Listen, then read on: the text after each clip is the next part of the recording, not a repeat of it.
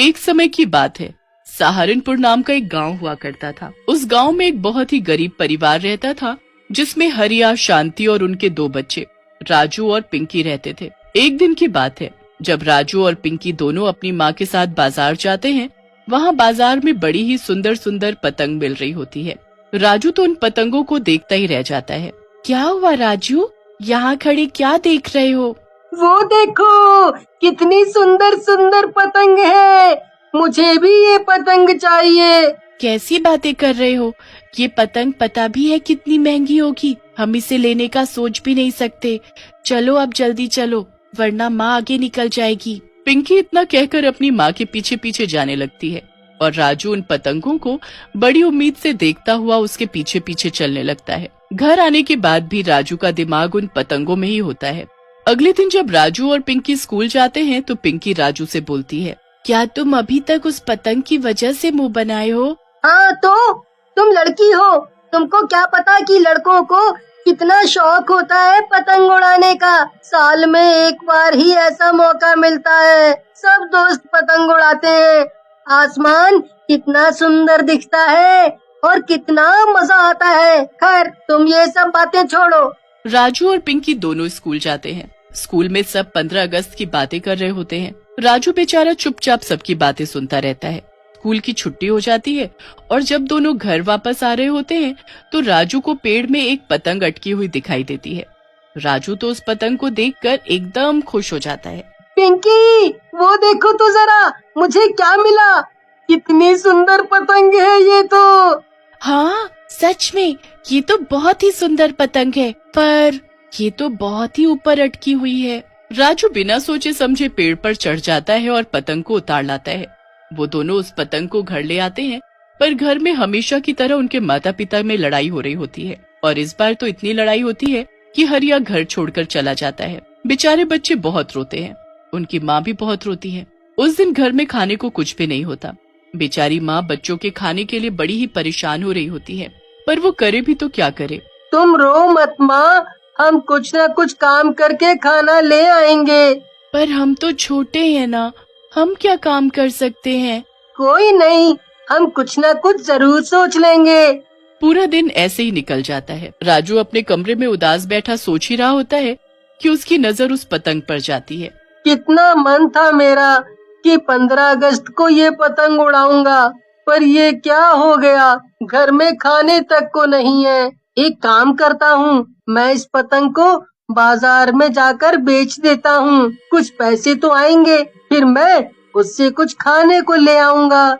राजू बड़े उदास मन से उस पतंग को उठाता है, पर तभी उसमें से आवाज आती है, मुझे मत बेचो, मुझे मत बेचो। राजू इधर उधर देखने लगता है, पर वो आवाज तो पतंग से आ रही होती है। राजू बड़ा ही हैरान होकर उस पतंग को ध्यान से देखने लगता है। ये क्या, ये आवाज तो इस पतंग से आ रही है। हाँ, मैं इस पतंग से ही बोल रही हूँ। मैं एक भूतिया पतंग हूँ और एक जादुई पतंग भी। क्या, सच में? हाँ सच में। एक काम करो, तुम मुझे ठीक 12 बजे छत पर लेकर जाओ और आसमान में उड़ाओ। आसमान में उड़कर मेरी शक्तियाँ तेज हो जाती हैं, फिर मैं तुम्हारे लिए जादू से कुछ भी कर सकती हूँ। हमारे घर खाने को नहीं है, तो क्या तुम हमारे लिए खाने को ला सकती हो? हाँ बिल्कुल। राजू उस भूतिया पतंग की बात मानकर बिल्कुल वैसा ही करता है और उसे रात को 12 बजे छत पर ले जाकर उड़ाने लगता है। जैसे ही पतंग हवा में उड़ना शुरू करती है, उसमें राजू को एक भूतिया शक्ल दिखती है। मैं आजाद हो गई, कितने सालों बाद मैं खुले आसमान में उड़ रही हूँ और ये सब तुम्हारी वजह से हुआ है। बताओ बताओ तुम्हें क्या चाहिए, मैं तुम्हें सब दूंगी। मेरी माँ, मेरी बहन सुबह से भूखे हैं, हमें खाने को चाहिए। ठीक है, अभी लो। भूतिया पतंग ऊपर से खाने की बारिश करने लगती है। राजू की छत पर घर के खाने का सारा सामान गिरने लगता है। राजू तो ये देखकर खुशी से पागल हो जाता है।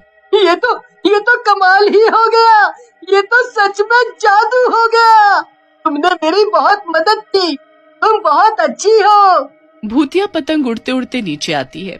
उसके बाद वो एक आम पतंग में बदल जाती है और उसे वापस उसी जगह पर रख देता है। उसके बाद वो सारा खाने का सामान अपनी माँ को जाकर देता है। अरे राजू, ये सब खाने का सामान तू कहाँ से लेकर आया? माँ, वो पतंग है ना जो मुझे पेड़ पर टंगी मिली थी, वो कोई आम पतंग नहीं बल्कि एक भूतिया पतंग है। राजू अपनी माँ और बहन को भूतिया पतंग की पूरी कहानी सुनाता है। वो लोग तो सुनकर घबरा ही जाते हैं, पर राजू उनको समझाता है कि वो एक अच्छी भूतिया पतंग है। जैसे कहानी में जिन एक चिराग में कैद था और वो अपने मालिक की सारी बातें मानता था, वैसे ही इस पतंग की डोर बंधी हुई है। तब तक वो अपने मालिक की सुनेगी। क्या सच में वो भूतिया पतंग से हम कुछ भी मांग सकते हैं? मतलब खिलौने, कपड़े, सब कुछ? चलो ना, मुझे भी दिखाओ ना। नहीं पिंकी, अभी नहीं। रात को 12 बजे उसे चांद की रोशनी से ताकत मिलती है, और तुम्हें तो पता ही होगा सभी भूत 12 बजे ही जागते हैं। ठीक है, मैं कल का इंतजार करती हूँ। फिर हम कल उस चुड़ैल से ढेर सारी खाने की चीजें मांग लेंगे। अगले दिन वो ऐसा ही करते हैं। रात के 12 बजे वो पतंग को छत पर लेकर जाते हैं और उसे उड़ाने लगते हैं। जैसे वो भूतिया पतंग आसमान में जाती है, उसमें भूतिया शक्ल दिखने लगती है। शुक्रिया तुम्हारा जो तुमने फिर से मुझे आजाद किया। बताओ बताओ, आज तुम्हें क्या चाहिए? आज मुझे नहीं बल्कि मेरी बहन को कुछ चाहिए। हाँ, मुझे ना ढेर सारे नए कपड़े और एक सुंदर सी गुड़िया चाहिए। ठीक है, अभी लो। भूतिया पतंग ऊपर से कुछ नए कपड़े और एक सुंदर सी गुड़िया नीचे गिराती है। पिंकी झट से उनको उठा लेती है और खुशी से पागल हो जाती है। वाह, ये कपड़े कितने सुंदर हैं और ये गुड़िया तो बहुत ही प्यारी। आप बहुत बहुत अच्छी हो। आपका बहुत बहुत बहुत शुक्रिया। ये तो मेरा फर्ज था। उसके बाद भूतिया पतंग आसमान में यहाँ से वहाँ और वहाँ से यहाँ उड़ती रहती है। राजू और पिंकी दोनों बड़े ही खुश होते हैं। धीरे धीरे उनके घर की सारी परेशानी दूर हो जाती है। उनको किसी चीज की दिक्कत नहीं होती। उनकी जिंदगी बड़ी ही खुशी खुशी चल रही होती है कि एक रात पड़ोस में रह रहा रमेश उस पतंग को देख लेता है। ये भूतिया पतंग तो मुझे हर हाल में चाहिए। इससे मैं दुनिया का सबसे अमीर इंसान बन जाऊंगा। रमेश इंतजार करता रहता है कि कब राजू उस पतंग को नीचे उतारे। जैसे ही राजू उस पतंग को नीचे उतारकर उसे अपने कमरे में ले जाकर रख देता है और सब सो जाते हैं, तभी रमेश चुपके से आकर उस पतंग को चुरा लेता है। जब सुबह राजू को अपनी पतंग नहीं मिलती तो वो बड़ा ही परेशान हो जाता है। ऐसे कैसे कहीं चली गई मेरी पतंग? रात को तो यही इसी कमरे में रखी थी मैंने। कहीं वो भूतिया पतंग खुद से तो नहीं चली गई? राजू, पिंकी और उसकी माँ पूरा घर ढूंढ लेते हैं, पर पतंग का कुछ पता नहीं चलता। बेचारे बड़े ही उदास हो जाते हैं।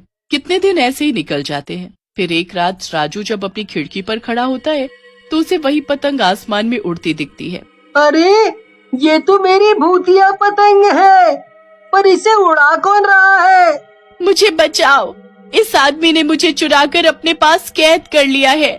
मुझे बचा लो। राजू सोच में पड़ जाता है कि आखिर वो उस भूतिया पतंग को कैसे बचाए।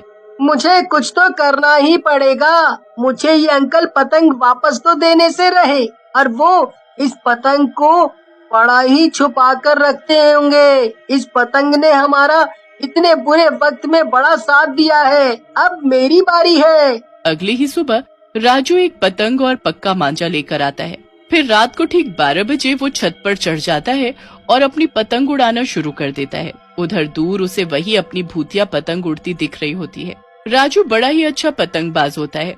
वो अपनी पतंग को आसमान में उड़ाने लगता है और भूतिया पतंग के साथ पेचे लड़ाकर उसे काट देता है। अरे, मेरी पतंग, मेरी जादुई पतंग कट गई रे। अब आया ना मजा, बुरे काम का बुरा नतीजा। मैं आजाद हो गई। हमेशा के लिए मुझे आजादी मिल गई। भूतिया पतंग खुशी खुशी उड़ी रही होती है कि उसकी नजर राजू पर पड़ती है। राजू के पास मांझा और पतंग देख वो समझ जाती है कि उसी ने उसे आजाद किया है। उसके बाद राजू उदास मन से नीचे आ जाता है। राजू अपने कमरे में जाकर लेट जाता है कि तभी उसकी नजर भूतिया पतंग पर पड़ती है जो उसके कमरे में उसी जगह पर रखी होती है। तुम यहाँ कैसे? मैंने तो तुमको आजाद कर दिया था ना। उसके लिए तुम्हारा बहुत बहुत शुक्रिया। तुमने जो मेरे लिए किया वो कोई और नहीं कर सकता था। मैं अब आजाद हूँ, पर मैं फिर भी हमेशा यही रहना चाहती हूँ। अगले दिन 15 अगस्त को सब अपनी अपनी पतंग ले आते हैं। पूरा आसमान रंग बिरंगा हो रहा होता है।